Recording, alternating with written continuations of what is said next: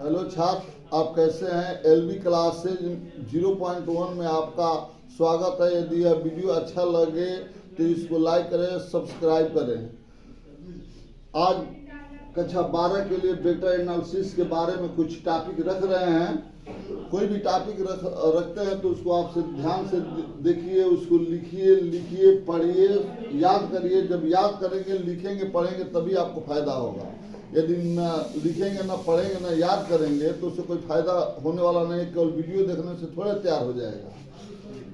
सूत्र एक है, बिंदु वेक्टर ए से होकर जाने वाली तथा वेक्टर बी के समांतर सरल रेखा का समीकरण क्या होता है। वेक्टर आर बराबर वेक्टर ए धन टी वेक्टर बी, जहाँ टी कोई स्केलर राशि है। सूत्र 2 है, मूल बिंदु से होकर जाने वाली तथा वेक्टर बी के समांतर सरल रेखा के समीकरण के लिए वेक्टर ए बराबर 0 रखेंगे। यानी इस समीकरण में वेक्टर ए बराबर 0 रख लेंगे तो रेखा का समीकरण हो जाएगा वेक्टर आर बराबर टी वेक्टर बी। सूत्र 3 है, दो बिंदुओं वेक्टर ए तथा वेक्टर बी से होकर जाने वाली सरल रेखा का समीकरण वेक्टर आर बराबर होता है वेक्टर ए धन T vector B minus vector a, जहाँ टी कोई स्केलर राशि है। या वेक्टर आर बराबर वेक्टर ए को एक साथ कर लेंगे तो वेक्टर आर बराबर हो जाएगा 1 माइनस टी वेक्टर ए धन टी वेक्टर बी। प्रश्न है, उस सरल रेखा का समीकरण ज्ञात करो जो बिंदु 2 ऋण 5 10 से होकर जाती है तथा सदिश 5i कैप ऋण 3j cap plus 2k cap के समांतर है। ये बिंदु दिया है, इस वेक्टर के समांतर सदिश सरल रेखा का समीकरण ज्ञात करना है।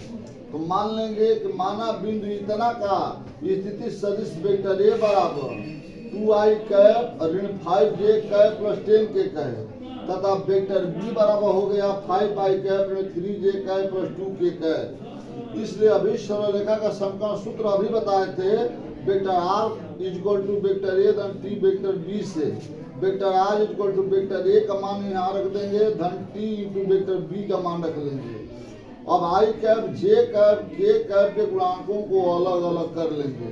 तो vector are equal to 2 plus 5 t i cap plus minus 5 minus 3 t j cap plus 10 plus 2 T के कैप। यह उत्तर हो गया। इसी पर एक ठो सवाल दे रहा है, उस रेखा का सदिश समीकरण ज्ञात करो जो बिंदु 3 4 5 से गुजरती है तथा सदिश 2i cap plus 2j cap ऋण 3k कैप के समांतर है। हल में स्वयं करेंगे। प्रश्न तीसरे सूत्र पर है, दो बिंदु से होकर जाने वाली रेखा का समीकरण बिंदु i कैप ऋण 2j cap plus k cap और 3k कैप ऋण 2j कैप को मिलाने वाली सरल रेखा का सदिश समीकरण ज्ञात कीजिए। तो बिंदुओं की स्थिति सदिश को वेक्टर ए और वेक्टर बी मान लेंगे। तो vector A equal to i cap ऋण 2j cap plus k cap और vector B equal to 3k cap minus 2j cap. तब अभीष्ट रेखा का समीकरण होता है vector are equal to vector ए धन T vector B minus vector ए।